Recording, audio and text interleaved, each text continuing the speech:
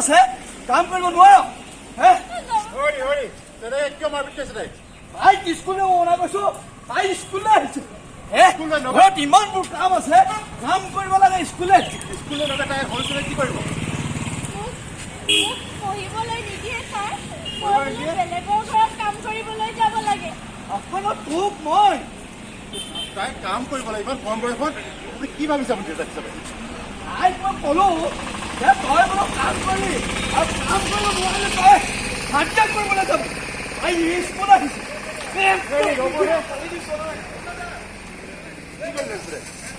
কি কৰিব স্কুল ল'বি ছোৱালী মানুহ স্কুললৈ যাবলৈ কি হয় পায় ছোৱালী মানুহ হৈ যাব তাই কি কৰিব বিয়া দিব আপুনি তাই কি বিয়া দিব তাই কি কৰিব তাইক মই বিয়া দিম সেই বিয়া দিবলৈকে তাইক পঢ়াব লাগিব গম পাইছেনে আপুনি ছোৱালী মানুহ পঢ়াই কি লাভ হ'ব হে নপঢ়াই কি কৰিব যাবি ছোৱালী মানুহ পঢ়াই লাভ নাই তাইতো এঘৰত বিয়া হৈ যাব তাই স্কুল যদি নপঢ়ে তাই কষ্ট লাঘৱ হ'বৰ কাৰণে তাইক পঢ়াব লাগিব আপুনি জানেনে কোৱাহে তোমাৰ এইবিলাক কথা ছোৱালী মানুহ হৈছে ঘৰত কাম কৰিব আৰু খাব ঘৰত চোৱাচোন এইজন মোৰ ঘৰৰ কাষৰে মানুহ কি হৈছে তাই তেওঁৰ ছোৱালী আৰু এই কম বয়সত তাই স্কুলে নপঢ়ে তাই স্কুলে বিয়া দিব কি ছোৱালীজনী কি আপুনি মাৰিব বিচাৰিছে ছোৱালী মানুহ হৈছে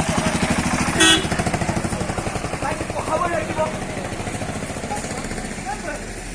বয়সতে আপুনি বিয়া দিয়ে বিচাৰিছে বিয়া দিয়ে কেইদিনমান যদি সন্তান জন্ম হয় এই সন্তানজনী ৰখীয়া নহ'ব নেকি তাৰোপৰি তাই কেলছিয়ামৰ অভাৱত পৰি তাই মৃত্যুমুখতো পৰিব পাৰে গম পায়নে থৈ দিয়া হে এইবিলাক কথা মোক কৈ লাভ নাই আৰু তাইক মই বিয়া দিম বুলি কৈছো বিয়া নেই হয় আৰু শুনক ছোৱালীৰ বয়স যদি 18 বছৰ তলত হয় বাল্য বিবাহ নিবাৰণী আইন 2006 আৰু শিশু ন্যায় আইন 2015 মতে ই কিন্তু দণ্ডনীয় হয় থৈ দিয়া এইবিলাক কথা আমাক কৈ লাভ নাই ছোৱালী মানুহ হৈছে ঘৰত কাম কৰ আৰু খা এইবোৰ কি হয় স্কুল যাবলগীয়া কথা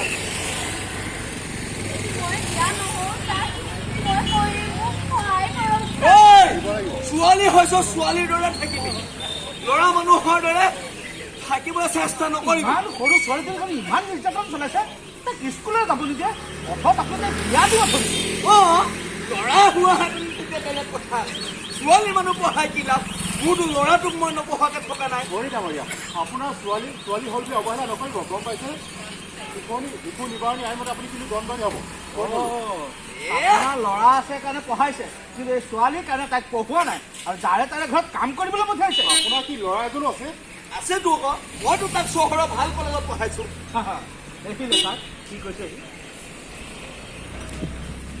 ডাঙৰীয়া আপুনি ল'ৰা আৰু ছোৱালীৰ মাজত পাৰ্থক্য নানিব ল'ৰা আৰু ছোৱালী বৰ্তমান সকলো সমান গম পাইছেনে আপুনি ল'ৰাজনক যিমান গুৰুত্ব দিয়ে কিন্তু ছোৱালীজনকো সিমানে গুৰুত্ব দিব লাগিব ছোৱালী মানুহ হ'লে মই পঢ়াই শুনাই ইমানবিলাক টকা পইচা খৰচ কৰাৰ পাছত সেই আনৰ ঘৰত বাহিবন কৰিব লাগিব কাপোৰ ধুব লাগিব কিবা কৰিব লাগিব ল'ৰা হোৱাহেঁতেতো মই কষ্ট লাঘৱ হ'বৰ কাৰণে তাইক পঢ়াব লাগিব মই আগতেও আপোনাক কৈছো আপুনি ছোৱালীজনীৰ ভৱিষ্যতটো অন্তৰত পেলাই দিছে তাইক মই বিয়া দিম বুলি কৈছো বিয়া দিমেই বৰ বেলেগ ধৰণৰ মানুহ এজন তাকেহে আপুনি এই কল্পনা চাওলাৰ কথা নাই শুনা নে কি মহাকাশলৈ গৈছিল আৰু ইন্দিৰা গান্ধীৰ কথা শুনা নে কি ভাৰতৰ প্ৰধানমন্ত্ৰী হৈছিল আৰু লাভলীনা বৰগোহাঁইৰ নাম শুনিছে তেখেতে অলিম্পিকত গৈ পদক লাভ কৰিবলৈ সক্ষম হৈছিল গম পাইছে এনে মই কৈ থকা শুনো সেই কিবা বোলে ৰাষ্ট্ৰীয় পদক পাইছে কিন্তু আমাৰ ছোৱালীয়ে কিটো কৰিব কি কৰিব আপোনাৰ ছোৱালীও নিশ্চয় কিবা এটা প্ৰতিভা আছে আপুনি জেললৈ যাব লাগিব আপোনাৰ ওচৰ চুবুৰীয়া আমাক গোচৰ ধৰিছে ওচৰ চুবুৰীয়া গোচৰ ধৰিছে হয় গোচৰ ধৰিছে এই যে চব হিংসা কৰে মোক চবেই হিংসা কৰে মোক ওচৰ চুবুৰীয়া চবেই হিংসা কৰে আকৌ হিংসা নহয় ডাঙৰীয়া আপুনি আপোনাৰ ছোৱালীক অত্যাচাৰ কৰিছে সেই বিষয়ে ওচৰ চুবুৰীয়াই আমাৰ দৃষ্টি এন জি অ'ক এই কথা অৱগত কৰিছে সেইটো হিচাপত আপুনি জেললৈ যাব লাগিব জেললৈ যাব লাগিব জেললৈ যাব লাগিব কি কথা কৈছে আপুনি ইমান সৰু ছোৱালীজনীক কিয় অত্যাচাৰ কৰিব এই সৰু ছোৱালীজনীক আপুনি লোকৰ ঘৰত কামত লগাইছে সেই পইচাই আপুনি মদ পানী খাই তাইৰ ওপৰত অত্যাচাৰ কৰিছে কৰিছেনে নাই কোৱা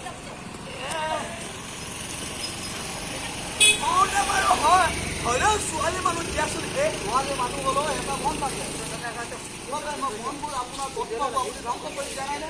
হত্যা কৰিছে সিহঁতৰ প্ৰতিভাবোৰ আপুনি। ছোৱালী হ'ল বুলি আপুনি নপঢ়াব।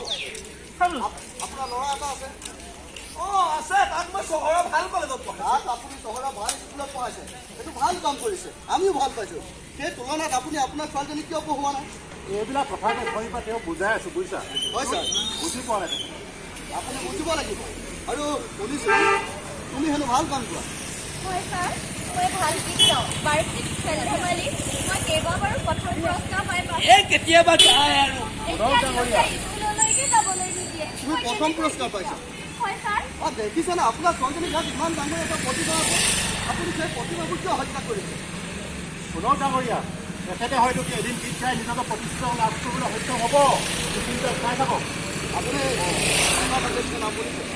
শুনিছো সেই এতিয়া যে গান গায় তেওঁ কথাই কৈছে। তেওঁ এগৰাকী মহিলা হৈ নিজে গান গাই সংস্থাপন হৈছে, তাৰ উপৰিও তেওঁ 10জনক সংস্থাপন দিছে। এইটো হিচাপত আপুনি আপোনাৰ ছোৱালীজনীৰ থকা প্ৰতিভাবোৰ আগুৱাই দিব লাগে। এইটো আকৌ কেনেকুৱা কথা এতিয়াহে অকণমান গম পাইছো কথাবিলাক। অকণমান ভালদৰে বুজাই কওকচোন কথাবিলাক। ডাঙৰীয়া, আপুনি আপোনাৰ ছোৱালীজনীৰ পঢ়ুৱা শুনাৰ লগতে হয় আপুনি নাচ গানত অলপ শিক্ষা দিয়ক, তেতিয়াহে আপোনাৰ ছোৱালীজনীয়ে গান গাব। নিজে সংস্থাপন হোৱাৰ উপৰিও আন 10জনক তাইও সংস্থাপন দিব পাৰিব। হ'লেও ছোৱালী মানুহ দিয়াচোন, সেই ছোৱালী মানুহে কি কৰিব? আজিকালিৰ দিনত ল'ৰা ছোৱালী কোনো হেৰি নাথাকে, ল'ৰাৰ সমানে ছোৱালীৰ সমান অধিকাৰ থাকে। আপুনি গম পাইছে নাই? আপুনি আপোনাৰ ছোৱালীক বিয়া দিব বিচাৰিছে, তাই বিয়া দিলেওতো আপুনি পঢ়ুৱাব লাগিব, নহ'লে তাইক ভৱিষ্যতে তুমি গায়ত্ৰী নোহোৱা জানো? তুমি সেই ৰাতিপুৱা সদায় দৌৰ মাৰি থকা ছোৱালী নহয় জানো? হয় ছাৰ, মই এবাৰ এক্সিডেণ্টত সোণৰ পদক পাইছোঁ। কি সোণৰ পদক পাইছা? ইমান সৰু ছোৱালীজনীয়ে সোণৰ পদক পাইছা? ইমান সৰু ছোৱালীজনীয়ে সোণৰ পদক পাইছে, তাৰ উপৰিও প্ৰতি মাহে 25,000 টকাকৈ তাই জলপানী পায়। এই কি কথা কৈছা হে? প্ৰতি মাহে 25,000 দিব? আপোনাৰ ছোৱালীজনী সমানে বয়স হ'ব তাই। মই বিৰাট তাৰোপৰি খোৱা থকা সকলো কিবা দিছোঁ। চব দিয়ে হয়, মই আমাক সুন্দৰভাৱে পাইছোঁ। কোৱা সেয়া আৰু এনেবোৰ কিছুমান গাঁৱত আছে, পিছে হৈছিল কি গান নাচ কৰিলেও কি সেই পইচা পাব নেকি? পাব, আপোনাৰ ছোৱালীজনীয়ে যদি ভালকৈ গাব পাৰে, নাচিব পাৰে, তাইও পইচা পাব। এইবিলাক কথা আকৌ মই নাজানো নহয়। এতিয়া বুজি পাইছে? অলপ পাইছো বাৰু। গতিকে ডাঙৰীয়া, ছোৱালী বুলি আপুনি কোনোদিনে অৱহেলা নকৰিব, কেৱল কামতে লগাই নথব আপুনি। গম পাইছে? তেনেকুৱাকে যদি এইবিলাক কথা প্ৰশাসনে গম পায়, আপোনাৰ ওপৰত কিন্তু বিহিত ব্যৱস্থা ল'ব। চাই থাকক। হয় নেকি? শুনক ডাঙৰীয়া, এটাই মাত্ৰ নম্বৰ 1098। কি কি হ'ব? সেই 1098 যদি কোনোবাই আপোনাৰ এই বিষয়ে যদি অৱগত কৰে, আপোনাক প্ৰশাসনে ধৰি লৈ যাব। মোক আকৌ কেলে নিব? আপোনাৰ 9মাহৰ পৰা 2বছৰ জেলত থাকিব লাগিব। 2বছৰ জেল? আৰু জেলত থাকিব লাগিব। আৰু 20,000 পৰা 50,000 পৰ্যন্ত জৰিমনা হ'ব। কি? হয়, মই ইমানবোৰ টকা মোৰ জীৱনতে দেখি পোৱা নাই।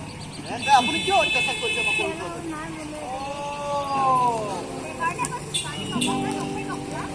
মই তেনেহ'লেতো মই ডাঙৰে ভুল কৰিছিলো। মাজনীও মই বৰ ডাঙৰ ভুল কৰি দিছিলো। আপোনালোকৰ আৰু যদি মোৰ দৰে কোনোবা অধৰ্মী আছে, মোৰ দৰে কোনোবা যদি পঢ়া শুনা অশিক্ষিত মানুহ আছে, তেনেহ'লে তেওঁলোকক আপোনালোকে বুজাই দিব যে এই কিশোৰ বা কিশোৰী আমি যদি নপঢ়াই নুশুনাইহে বিয়া দিব বিচাৰো বা সেই তাইহে কিবা শিশুৰ চকীত লগাই দিওঁ, তেনেহ'লে কিন্তু আমাৰ সেই 10 এইবিলাক তুলি লৈ গুচি যাব। 1098 এই নাম্বাৰটো যদি ফোন কৰে, তেনেহ'লে কিন্তু আপোনালোককো সেই মোৰ দৰে ধৰি লৈ যাব। এই কথাবিলাক এতিয়াহে মই অনুভৱ কৰিব পাৰিছো, বুজিছে? আপুনি কথাবোৰ বুজি পালে ভালে হ'ল দিয়ক। আপোনাৰ লগত আমাৰ দৃষ্টি এনজিঅ সদায় থাকিব। আপুনি এতিয়া কি ক'ব? মানে আপোনাৰ দৰে আৰু বহুতে নাজানে এইবোৰ কথা। বহুতে সৰু সৰু ছোৱালীবোৰক অত্যাচাৰ কৰে। মই আকৌ কেনেকে কি ক'ম? এইবিলাক কথা মই আকৌ ভালদৰে বুজিয়ে পোৱা নাই নহয়। সেই নুবুজাবিলাকৰ কথা সুধিছে। যিসকলে বুজি পোৱা নাই তেওঁলোকক আপুনি কি বুলি ক'ব? তেওঁলোকৰ বিষয়েনো মই কিনো ক'ম আৰু? তাৰমানে সেই বেটি বচাও আৰু সেই বেটি পঢ়াও নে কি কয়? বেটি বচাও, বেটি পঢ়াও। ছাত্ৰজন লাই আপোনালোকে সহযোগিতা আগবঢ়োৱাৰ কাৰণে আপোনালোকক ধন্যবাদ জনাইছোঁ। এই আমাৰ চৰাইদেউ জিলাৰ উপায়ুক্তৰ অনুষ্ঠান আৰু এইখন আমাৰ চৰাইদেউ জিলাতে পৰে, গতিকে চৰাইদেউ জিলাৰ যিমানখিনি ঠাই আছে